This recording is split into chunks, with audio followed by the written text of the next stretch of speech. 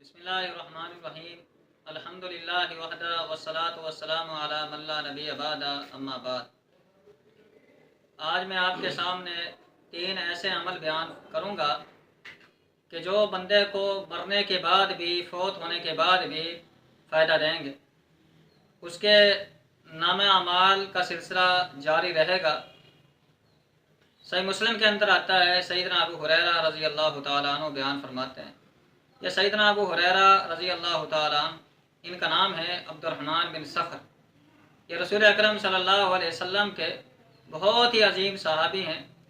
اور صحابہ کرام رضوان اللہ علیہم مجمعین میں سب سے زیادہ احادیث سیدنا ابو ہریرہ رضی اللہ تعالیٰ عنہ سے منقول ہیں۔ 5374 احادیث ان سے روایت ہیں، اور 74 سال کی عمر میں انہوں نے وفات پائی ہے 58 ہجری کے اندر۔ یہ بیان فرماتے ہیں کہ رسول اکرم صلی اللہ علیہ وسلم نے فرمایا، اذا مات الانسان انقطع عنہ عملہ الا من ثلاث، جب آدمی وفات پا جاتا ہے، فوت ہو جاتا ہے، تو آدمی کے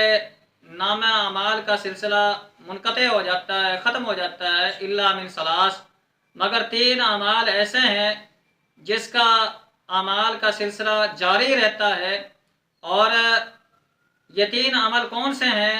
جس کا مرنے کے بعد بھی اعمال کا سلسلہ جاری رہتا ہے اور آدمی کو ثواب ملتا ہی رہتا ہے، اس کے اجر کے اندر ثواب میں اضافہ ہوتا ہی رہتا ہے؟ وہ اعمال یہ ہیں، الا من صدقۃ جاریہ۔ پہلی بات یہ آپ علیہ الصلوۃ والسلام نے فرمائی کہ آدمی مرنے والا صدقہ جاریہ کر جائے۔ مثال کے طور پر مسجد بنا گیا ہے،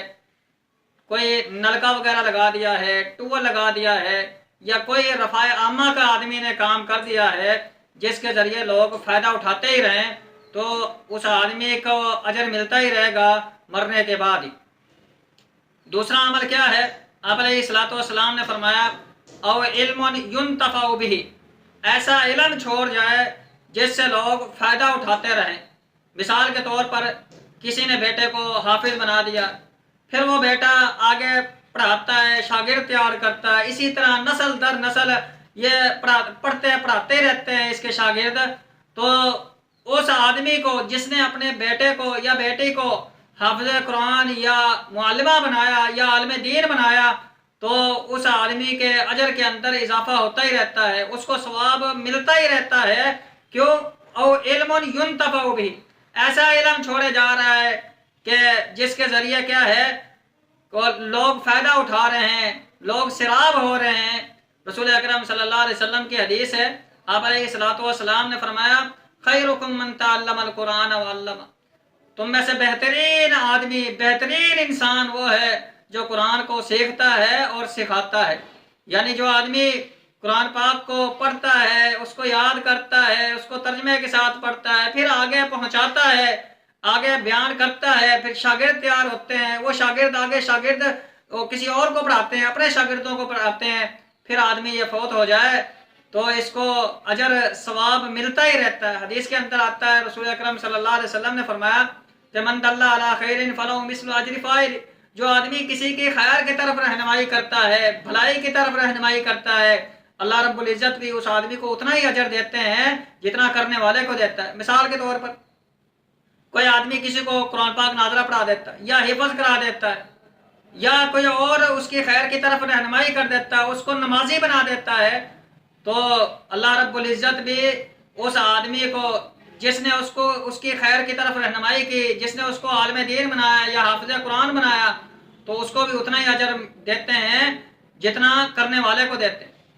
تو یہ بہت عظیم کام ہے، کوئی آدمی اپنے شاگرد تیار کر جائے، علم چھوڑ جائے جو لوگوں کو نفع دیتا رہے۔ اسی طرح تیسرا عمل آپ علیہ الصلوۃ والسلام نے یہ بیان فرمایا، او ولد صالح یدعو لہ، ایسی اولاد چھوڑ جائے جو نیک صالح ہے، اس کے لیے دعائیں کرتی رہے، اس کے مرنے کے بعد اپنی اولاد کو نیک صالح بنا جاتا ہے، اپنی اولاد کو دین کا داعی بنا جاتا ہے، عالم دین بنا جاتا ہے، حافظ قرآن بنا جاتا ہے، ان کی اچھی تربیت کر جاتا ہے کہ جو بعد میں بھی اس کے اپنے والدین کی وفات کے بعد بھی وہ اس کے لیے دعائیں کرتے رہتے ہیں۔ حدیث کے اندر آتا ہے ایک آدمی کا اچانک ہی درجہ بلند ہو جائے گا تو وہ کہے گا اللہ رب العزت سے، اے اللہ کہ میرا یہ درجات اچانک ہی بلند ہو گئے، تو اللہ رب العزت فرمائیں گے تیرے بیٹے نے تیرے لیے استغفار کی دعا کی تھی اس لیے تیرے درجات بلند ہو گئے۔ تو یہ بہت عظیم عمل ہے کہ آدمی اپنے بیٹوں کو نیک صالح بنا جائے، اور یہ انبیاء کی دعائیں ہیں، ربی حب لی من الصالحین، ربی حب لی من الصالحین۔ ابراہیم علیہ السلام بھی دعا کرتے تھے، اللہ مجھے نیک بیٹا عطا فرما۔ تو بجائے اس کے کہ بیٹوں کو دنیا دار بنا جائیں جو بندے کے لیے وبال بن جائے، بیٹوں کو جہاں ہم دنیا پڑھاتے ہیں وہاں دین بھی پڑھائیں، دین کا داعی بنائیں، دین کا عالم دین بنائیں، تاکہ مرنے کے بعد بھی آپ کے لیے نفع بخش رہے، اور مرنے کے بعد بھی آپ کے لیے یہ صدقہ جاریہ بن جائیں، آپ کے نامہ اعمال کا سلسلہ جاری رہے۔ یہ تین ہی باتیں ہیں، تین ہی چیزیں ہیں جو رسول اکرم صلی اللہ علیہ وسلم نے بیان فرمائی کہ مرنے کے بعد بھی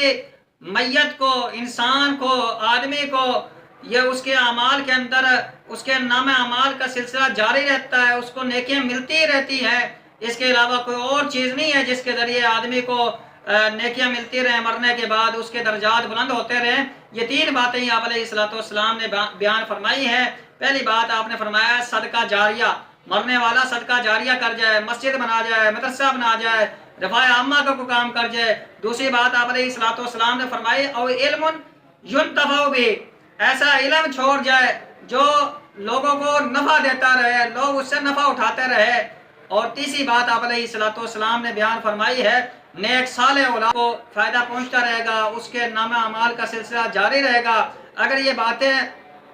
ہمارے اندر تینوں پائی جاتی ہیں تو باعث سعادت مند ہم آدمی ہیں، باعث سعادت مند ہم انسان ہیں۔ اگر یہ باتیں نہیں پائی جاتی ہمارے اندر تو ہمیں چاہیے کہ ان باتوں کے اوپر غور کریں، نبی علیہ السلام کی اس حدیث کے اوپر غور کریں، اور اگر ہم چاہتے ہیں کہ ہمارا مرنے کے بعد بھی ہمارے نام اعمال کا سلسلہ جاری رہے تو اس حدیث کے اوپر